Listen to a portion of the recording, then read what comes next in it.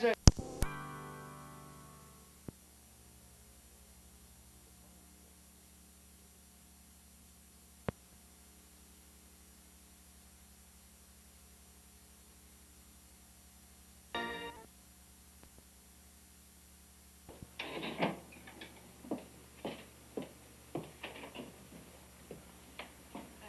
This here's for you.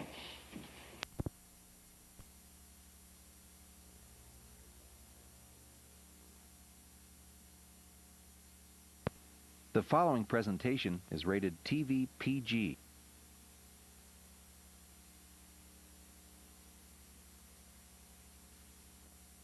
When you want the thrill of the Old West, the Westerns Channel is the place to saddle up with the legends.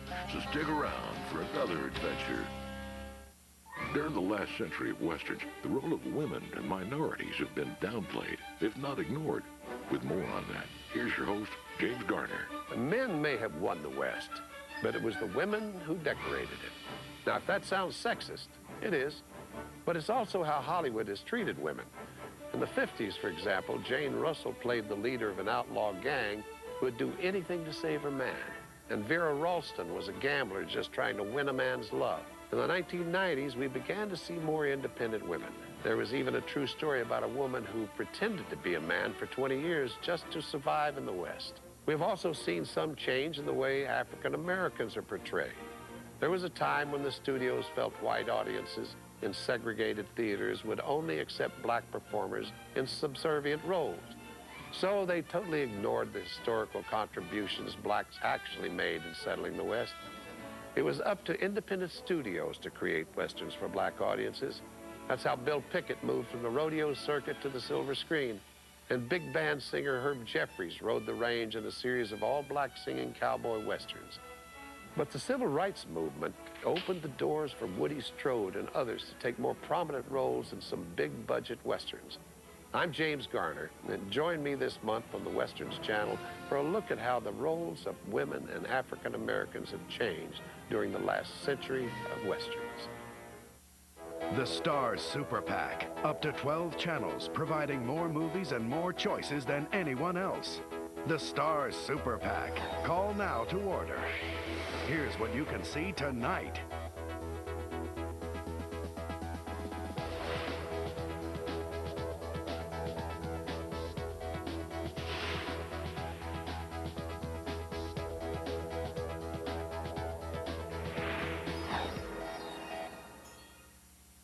Even after cancer surgery, he did his own stunts, his own writing, and his own fights. You know, you almost broke my jaw. I was trying awful hard to. No one's tougher than the Duke.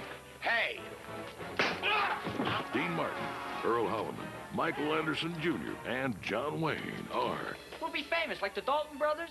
Yeah, they're famous, but they're just a little bit dead. The Sons of Katie Elder, tonight at 10:10 on the Westerns Channel. You know the battle. We make a break for it. No, we stand. You know the legends. There you will send fighting men. Still blood for blood.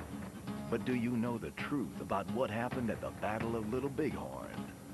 Better to die in the open, fighting, than rot like sick dogs in a pen. Iron Eyes Cody, J. Carroll Nash. The classic confrontation here on the Westerns Channel. Is this land not big enough for all people? Sitting Bull. Do you know what's happening to this country? No, what's happening? Well, we're about to be invaded by the whole world. In 1849, the gold rush was on, but for some men, digging for gold was too much work. I have a plan. It's bigger than anything you've ever heard of. Follow James Ferrantino and Hawaii Five-O's Jack Lord as they take the ride to Hangman's Tree. Saturday at 9 on the Westerns Channel. Westerns salutes matinee hero Roy Rogers.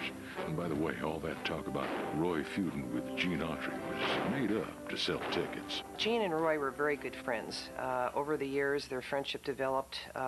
You know, the publicity department of the studio, Republic Studio, put out information that was, I think, to create some type of rivalry between Roy's fans and Gene's fans, that they were enemies and were always fighting with each other. In fact, the only fight that Gene and Roy ever had was in a movie that Gene made, where Roy was a character actor in the movie. You all right, Buck? Oh, my right arm's sprained a little, my ribs stove in. How's your throat?